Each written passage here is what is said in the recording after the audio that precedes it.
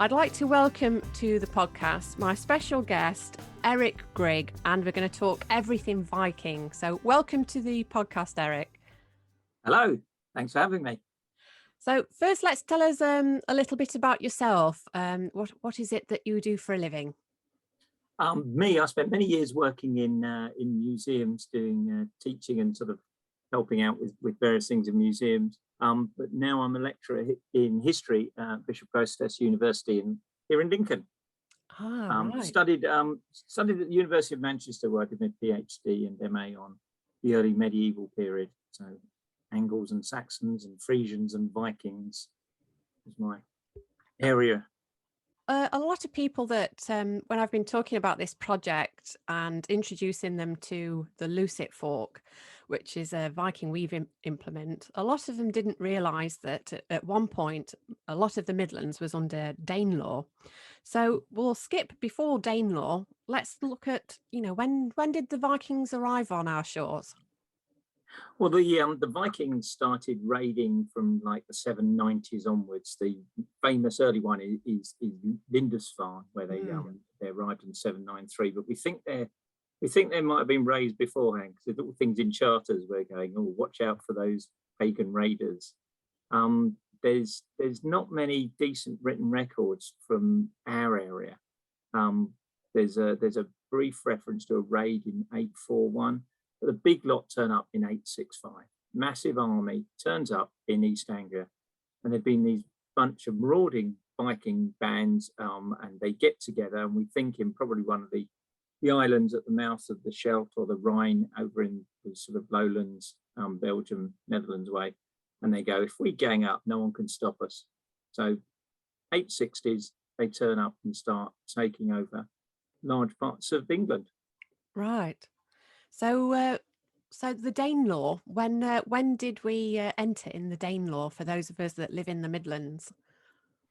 It's one of these things that I was having a joke with some colleagues the other day of worksheets where you get left a little tiny space, and when did this lot arrive, and when did this happen? And we go, it's a process. There's not, it's one of these things that it takes a long time. 865, we think they turn up in East Anglia, this massive army. 876, there's this reference to they divide up Mercia, whatever that means. And the late 9th century, you start getting finds which look very Scandinavian across the area. So we think at that point, then they start getting ruled by Danes and under Danish control, and then under Danish laws, and that's what Dane Law means. Mm. So most of the Vikings here, seem to be Danes, but they're very much a mixture, most Viking groups. Yeah, so that would be from Norway and Sweden, as well as from Denmark.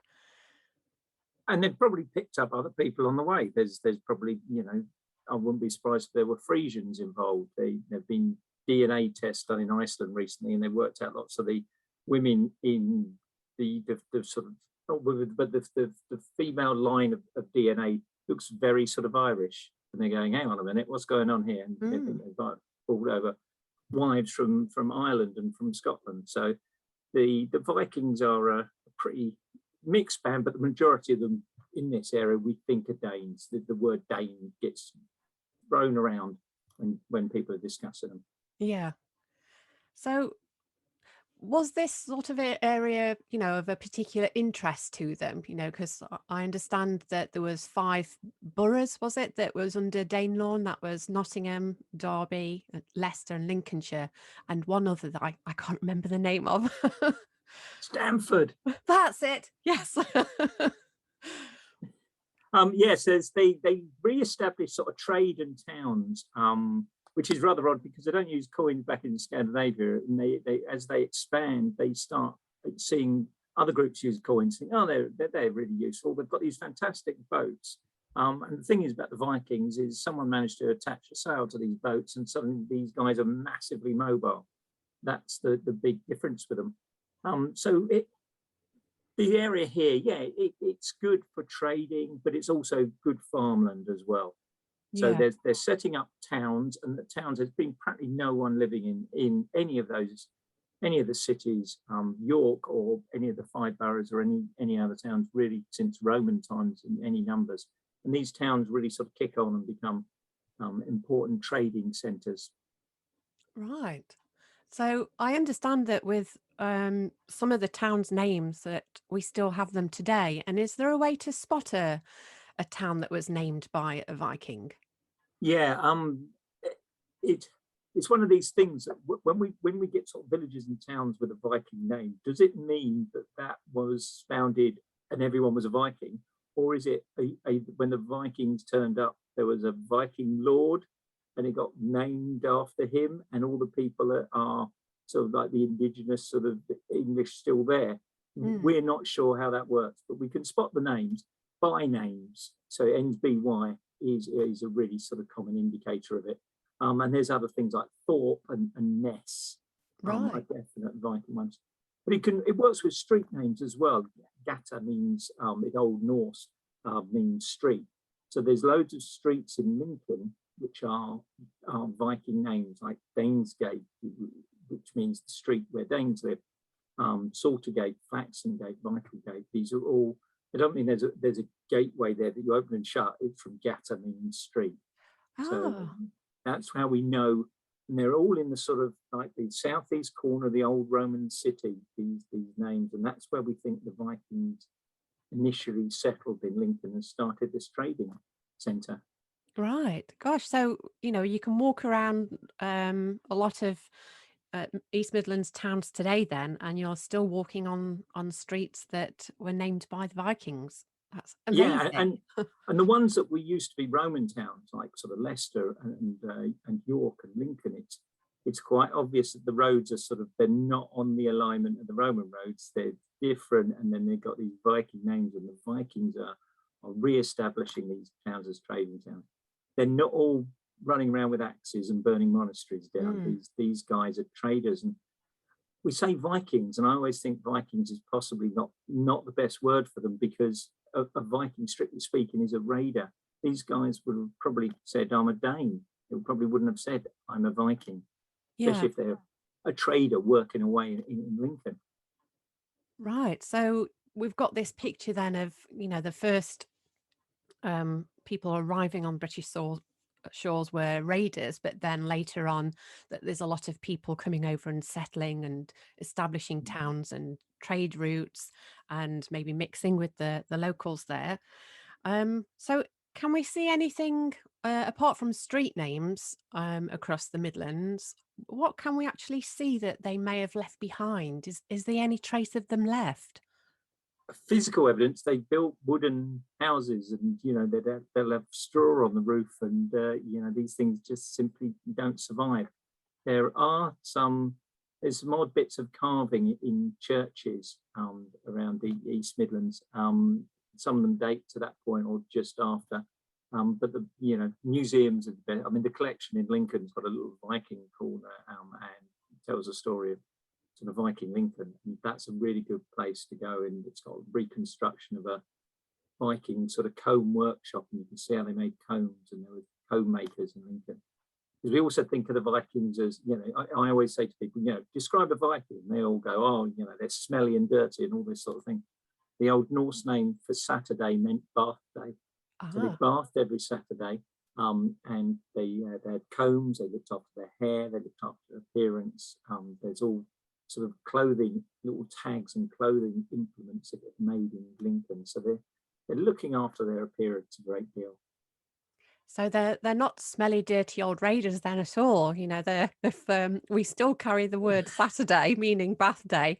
That Yeah. they obviously take pride in their appearance and Yeah, the combing their English word beards and Saturday hair. comes from Saturn, but the old Norse word has the root of bath within the thing. So the Danish word for Saturday means birthday. But they were a big army when it turned up. They were a big, scary army that no one could Mm. really stop. Alfred eventually did in the south, but the kingdoms in the Midlands and East Anglia and Northern England all fell to them. Well, I live in the area that would have been Mercia, and I'm on the Derby-Nottingham border. And I understand that my borough council, Broxtowe, is actually from an old Viking wapentake. So Mm. Could you explain a little bit about what is a Viking wapentake? Yeah, the Vikings divide the place up differently to how it had been done before, and the rest of England, there's a couple of exceptions, but generally speaking, counties are subdivided into hundreds, so that supposedly 100 families for each one, but it doesn't quite work out that way.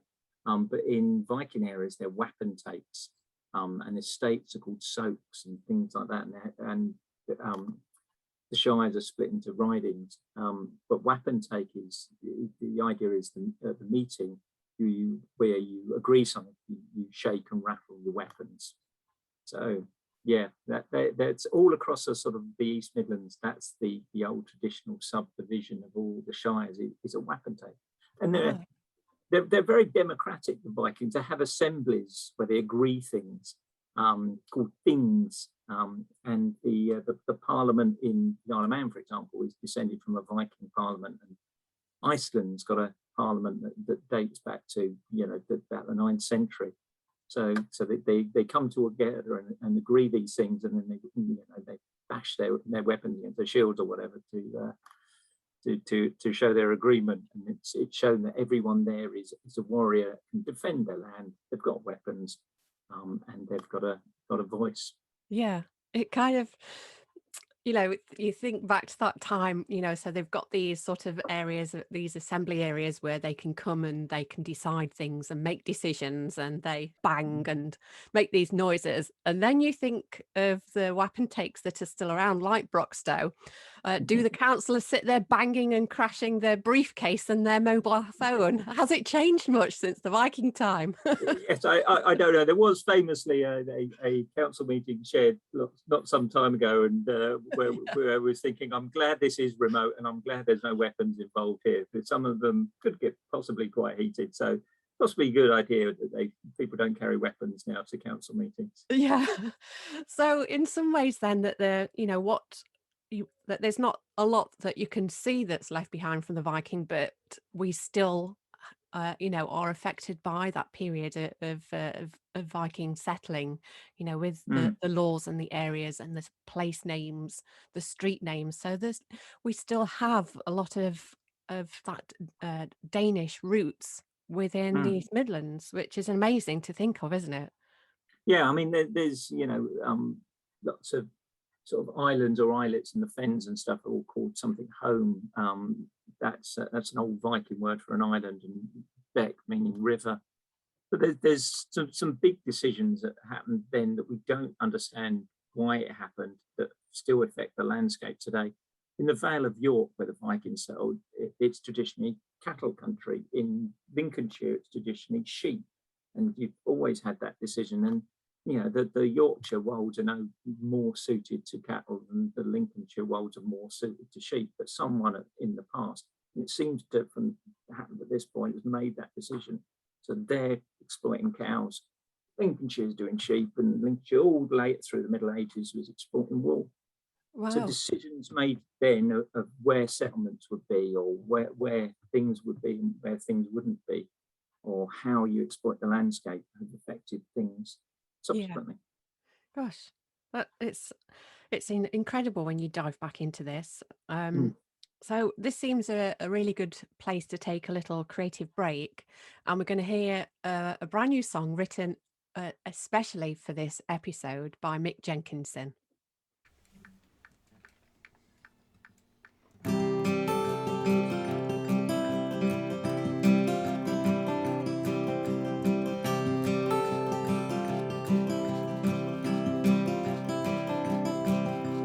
Loop, turn, pull. Loop, turn, pull. Loop, turn, pull. Loop, turn, pull. Lay the handle across the palm and summon what's been half forgotten. Down the ages, how these things are made. All that matters in this moment, hands in motion, work the thread till what emerges is the lucid brain. Loop, turn, pull, loop, turn, pull.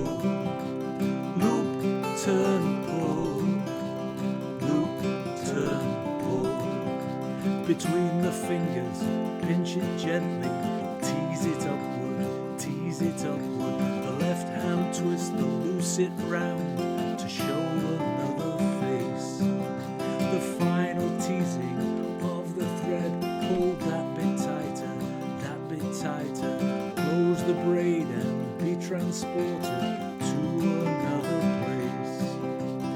Loop, turn, pull. Loop, turn, pull. Loop, turn, pull. Loop, turn, pull. Reaching back for what's been left behind. Reaching for those visions in my mind.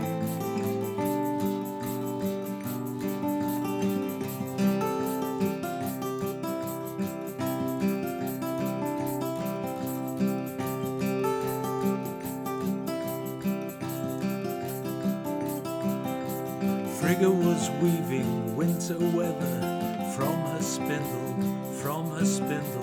in her coat of falcon feathers, weeping for her sons. In my mind I saw two figures seeking freedoms, bound together for their purpose. A lucid braid is spun. Loop, turn, pull.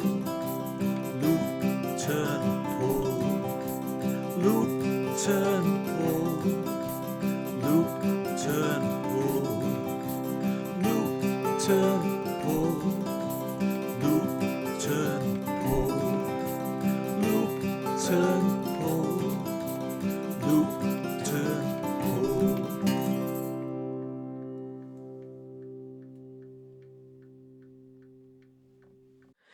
Wow, what a beautiful song, Loop, Turn, Pull. And Mick is referencing the lucid weaving. So the second half of the podcast, we're going to talk everything Viking women or Danish women.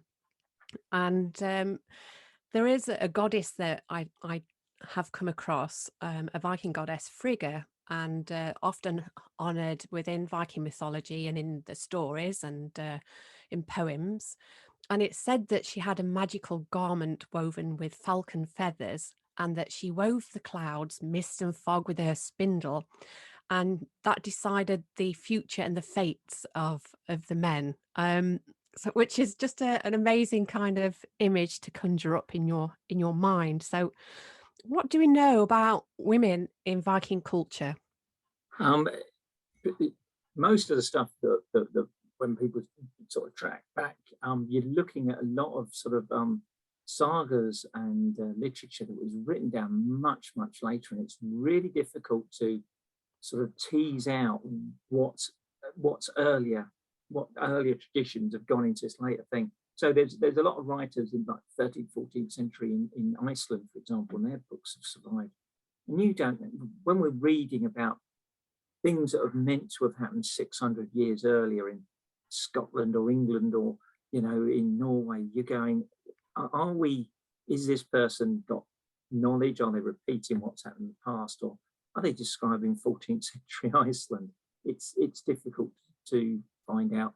But there are things that we do know from sort of archaeology. We do know that, you know, when you say about weaving, we do know that there was weaving in Lincoln because flax it was used for making clothes. We do know that, you know, the brooches were being used, and that's how women sort of adorned themselves. We do know that, you know, beads were being exchanged, amber beads all the way from the Baltic, and glass beads were being made. So the idea of the goddess of weaving, that would have been, you know, in the early medieval period, the traditional thing was the woman was in charge of the house, so she would do the weaving while the man went out and did the raiding or the gathering up of the sheep or whatever he was doing. Yeah. So yeah, her weaving, that being sort of like a communal thing, and that being a sort of thing of female power, that's quite interesting and sort of matches with the archaeology. Yeah, well, that's fascinating, because I know with the lucid that I've been introducing as part of my project, I understand that a lot of them would have been made out of bone or wood, but are Mm. there other weaving implements that might have still survived that we could possibly see in museum collections? Yeah, you do get spindle well weights where they're like a tiny little donut, sort of, imagine a polo mint 4 times bigger. It's Yeah. that sort of size, and that goes on the thing where they're turning the raw wool into thread. The trouble with them is they don't go through a big fashion thing. Things that change fashion are great for archaeology because you can narrow down when they are. But Mm. there was one found, I believe it's Saltfleet Bead St Clements, where it was a lead one and it was inscribed with runes, and it mentioned Odin and Heimdall. So it mentioned a couple of the Norse gods. Because we're finding out, I mean, finding out their belief system is really difficult. You've got these later sagas, and there's all stories about, all the gods, and half of them have been taken into modern films, Loki and Thor and Odin and all these sorts of people. But, place name evidence or evidence of the gods, we find some Thor hammer amulets. Yeah. There's occasional Thor place names, there's occasional place names that relate to Odin. But apart from those two, sort of like the headline gods, finding the other ones is quite difficult. Right. So it is Thursday and it is Thursday. That's where Thursday comes from. Really? And tomorrow will be Freya's Day or Friday. Was that? Oh, well, that's That's interesting, named isn't it? after her. Yeah, Wow. and this is a thing that lots of these sort of like Germanic tribes had these sort of similar gods. So this sort of like days of the week of these pagan gods like Chu or Woden for Wednesday, Chu for Tuesday, Freya for Friday, Thor for Thursday, was started when the Angles and Saxons culture sort of arrived in the 5th and 6th centuries. When the Vikings came, it's the days of the week carried on. Right. So we have got days of the week of these gods. Gosh, that's amazing. And so we have this picture then of women. They're firmly in charge of the home, of the weaving. But do we see them in any other more male dominated activities? Like I read somewhere about shield maidens. So do we know that women fought alongside the men? It's difficult. Women, there's also the thing that women all often have a key from their belt, and it does seem to be a symbol of their control over the finances of the house. So there's a chest in the house, and so the maid woman, sort of like the mother, as opposed to daughters or an elderly relative they're looking after, she would have a key to this chest. Shield maidens. I've got a colleague who works at a different university, and she did a series of blogs. And one of them, she did it on Viking Women, where someone had dug up a burial, and it was a high status burial, and there was weapons in it. And she went, "I think this is a queen, and the weapons are there to show her status. I don't think she used them." Right. But then again, the Sutton Hoo helmet from the earliest Anglo-Saxon period, I don't reckon that guy ever wore that in battle. It's far too fancy. It's a symbolic thing. And she got so many reblogs and retweets on this. So I'm always very cautious to talk about Viking female warriors. They do appear, but much later sources. I personally think if I went back in time and looked at a Viking army, the vast majority of people would be men, but I wouldn't be surprised if there were women there, because it does seem to go into, there are Viking stories of people of women that fight, and unfortunately they're all sort of much later, and it's all been semi-mythologized, and you go, I don't think this individual woman's a real person, but the concept of a female warrior is entirely possible. Yeah. So do you think then that the male and female within the sort of Dane culture and the Viking culture, do you think they were seen as being on an equal footing? I think they're seeing it on a sort of on a different footing. You know what I mean? It's not like, you know, they have, in the early medieval period across lots of cultures, male and female roles are seen to, you know, throughout the sort of like the archaeology and the literature as being quite distinct and very different. And I think, you know, if they were, one of them was around today, our idea that, you know, any gender can do any job, they would find that a bit odd. But they've got different sort of roles, and it's only sort of in like the 18th, 19th century when we got industrialization, the idea of being in charge of the house or just in the house was a lesser thing. The home was really important in the 9th, 10th, 11th centuries.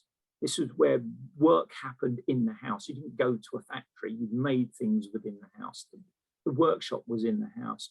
And women being in charge of the house is quite an important thing. Yeah. And to be honest, if I had a choice between, you know, staying at home and crafting something, or the traditional male role of going to battle and someone sticking a big sharpened lump of metal in my head, I think I'm not too happy with the going to battle idea.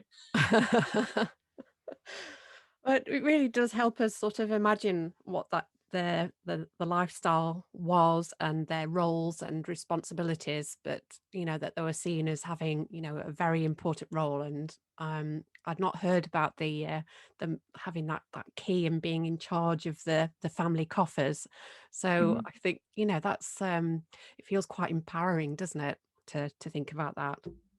Yeah, and you know, they're sort of definitely decorated with, you know, brooches and beads and this sort of thing. And these things are coming from a long way. I mean, there's odd bits of bead and stuff that's made out of coral that's been traded from the Indian Ocean. It's not like Vikings from Lincoln have gone to India, but people are trading with someone who trades with someone who trades with someone.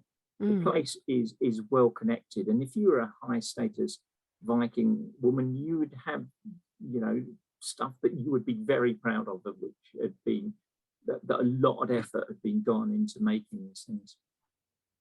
And I suppose those are the key things that we can see in museums, like you mentioned. So if people are interested in Viking in the Midlands and things left behind from Dane Law and the settlers, where could we go and view some of these objects that might still remain?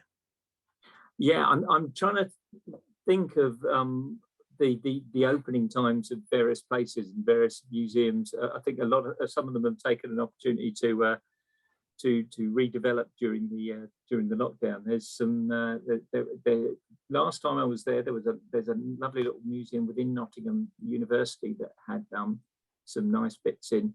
But as I say, the Collection Museum in Lincoln has got some fantastic artifacts. They've got some grave covers, the lovely little brooches, little mounts, and some of these things you have to put your head really close to them. Yeah, because all the entwined sort of animals as part of their art is quite fantastic. Oh, well, we'll make sure that I go and visit. I'm very familiar with the Lakeside Gallery at Nottingham. I go there quite regularly. And this November, I'm going to be having an exhibition at the Collection Museum. So I'll make sure that I go and check out all of the Viking goods that are on display there. Leicester Museum. Sorry, I should have mentioned Leicester Museum. I talked there a couple of years ago. Beautiful museum. Definitely another one worth checking out. Yes, so the New Walk Museum and Gallery, there is a footpath that runs right from the train station all the way to the museum door. So it's a really handy one if you're travelling by train. So I can really recommend that. They've also got some fantastic ceramics by Picasso that Richard Attenborough bequeathed to the museum.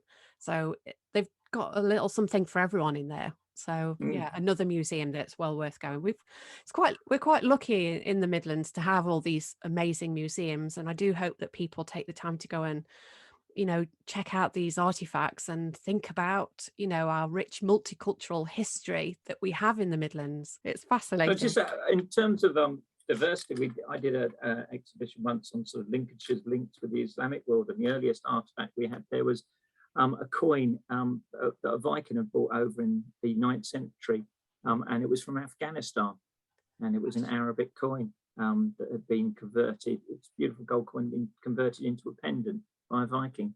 Wow. Those the huge links that they're connected to. Yeah, and it's hard to imagine, isn't it, that, you know, over 1,000 years ago, that people had, you know, as many links to the rest of the world as we do today. And, you know, and it's thanks to museums that put all these in the collections for us to go and visit that we can actually then feel like we can reach out and touch part of history. So, well, thank you so much, Erik. I think I could ask you questions all day because this is an area that fascinates me. And but I'm afraid we've run out of time. So thank you so much for being my guest. Been a pleasure. Thank you very much.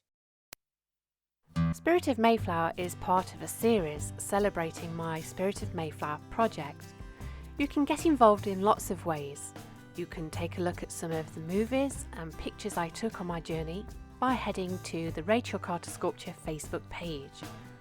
You can also head to my website at www.rachelcarter.co.uk, and there you'll be able to view some of the sculptures I make, treat yourself to a limited edition Pilgrim Woman sculpture, or take a look at some of the online tutorials. On the tide, with a cargo full of hopes and dreams and 100 souls inside. We're crossing the great ocean, we're riding on the tide, with a cargo full